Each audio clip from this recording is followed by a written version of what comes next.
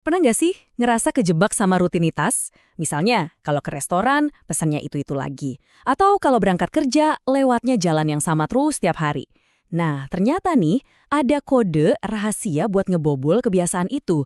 Hari ini, kita bakal bedah buku keren, Curiosity, dari Stefan van Hooijdonk, buat ngebangkitin lagi kekuatan super kita yang mungkin udah lama ketiduran.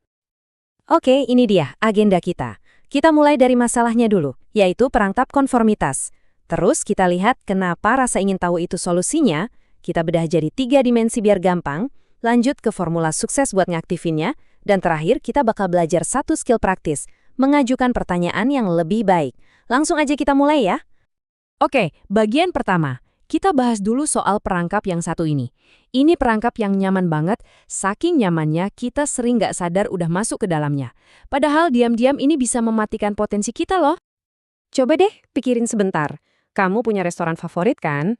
Nah, kalau ke sana, seringnya pesen menu yang sama terus-menerus nggak? Atau mungkin dengerin playlist lagu yang itu-itu aja? Itu wajar banget. Penulis buku ini juga ngalamin hal yang sama. Dia cerita waktu pertama kali nemu restoran Vietnam yang enak, wah, semua menu dicobain. Tapi, lama-kelamaan, dia dan istrinya malah balik lagi ke menu andalan yang sama, setiap kali datang. Eksplorasi pun berhenti, diganti sama rutinitas yang nyaman. Dan ini penting ya, ini bukan berarti kita males, ini cara otak kita bekerja.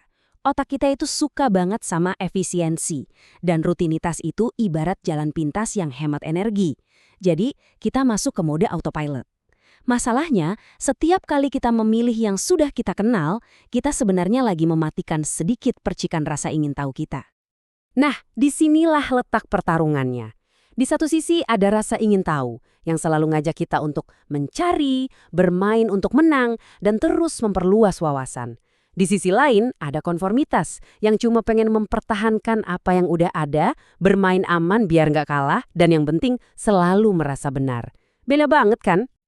Terus, kenapa kita harus repot-repot ngelawan zona nyaman ini? Nah, di bagian kedua ini, kita bakal lihat kenapa rasa ingin tahu itu bukan lagi sekedar nice to have, tapi udah jadi skill wajib yang nggak bisa ditawar-tawar lagi. Coba dengerin kata-kata Michael Dell, pendirinya Dell.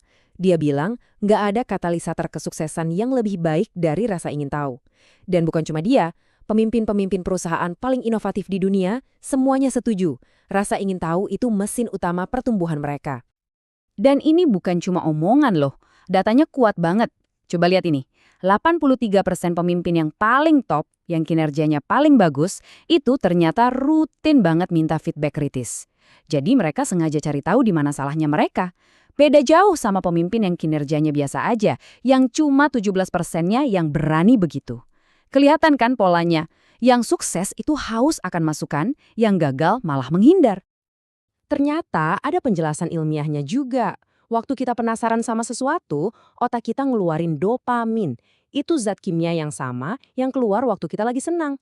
Makanya belajar jadi terasa menyenangkan. Dan apa yang kita pelajari jadi lebih nempel di ingatan. Keren ya? Oke, sekarang kita udah tahu kenapa rasa ingin tahu itu penting banget. Tapi rasa ingin tahu itu sebenarnya apa sih? Nah, di buku ini ada model yang simple tapi kuat banget buat ngejelasinnya. Jadi, rasa ingin tahu itu ada 3 dimensi. Pertama, transpersonal. Ini rasa ingin tahu kita tentang dunia luar, haus akan pengetahuan baru. Kedua, interpersonal. Ini rasa ingin tahu kita tentang orang lain, cerita mereka, perasaan mereka. Ini yang bikin kita empati. Dan yang ketiga, intrapersonal. Ini yang paling dalam. Rasa ingin tahu tentang diri kita sendiri, pikiran, emosi, dan bias kita. Nah, 3 dimensi tadi itu adalah apanya. Sekarang kita masuk ke bagaimananya. Ada formula sederhana buat mengubah rasa ingin tahu jadi sebuah tindakan nyata. Formulanya gampang diingat. IKI. Izin, kesadaran, dan intensionalitas. Pertama, kita harus kasih izin ke diri sendiri buat bertanya, buat salah, buat eksplorasi. Kedua, kita perlu kesadaran, alias sadar sama asumsi kita, dan jebakan rutinitas di sekitar kita. Dan terakhir, yang paling penting, harus ada intensionalitas, yaitu niat yang kuat buat bertindak, bukan cuma penasaran pasif. Tiga-tiganya ini harus jalan barengan. Kutipan ini pas banget buat ngegambarin elemen izin. Intinya, kita harus berani bikin rasa ingin tahu kita lebih besar daripada rasa takut kita. Dan soal intensionalitas tadi, Ini bedanya antara rasa ingin tahu C kecil dan C besar. Yang C kecil itu kayak kita lagi iseng scrolling medsos, cuma reaktif aja. Nah, yang C besar itu proaktif. Kita sengaja dengan niat mencari tahu sesuatu lebih dalam. Inilah mesin pertumbuhan yang sesungguhnya. Oke, jadi gimana cara paling praktis buat ngelakuin ini semua? Kita sampai di bagian terakhir, ada satu alat yang super ampuh buat ngebangkitin rasa ingin tahu kita setiap hari, yaitu jenis pertanyaan yang kita ajukan. Kuncinya ada di sini. Coba deh ganti pertanyaan penghakim yang cuma nyari-nyari salah dan bikin buntu dengan pertanyaan pembelajar yang justru membuka banyak kemungkinan. Coba bandingin. Alih-alih nanya, ini salah siapa sih? Kita ganti jadi, apa ya yang bisa saya pelajari dari sini? Atau daripada mikir ngapain repot-repot? Coba tanya, apa aja ya yang mungkin terjadi? Pergeseran kecil ini dampaknya luar biasa. Dan ini dia pertanyaan pembelajar pamungkasnya. Bertanya ke atasan, ke pasangan, atau ke teman, apa yang bisa aku lakukan untuk jadi yang lebih baik. Ini adalah bentuk rasa ingin tahu yang paling berani sekaligus paling rendah hati. Pertanyaan ini nunjukin kalau kita beneran mau belajar dan tumbuh, dan langsung ngasih kita peta jalan buat jadi lebih baik. Jadi, pertanyaannya sekarang adalah, ke siapa kamu akan mengajukan pertanyaan ini hari ini?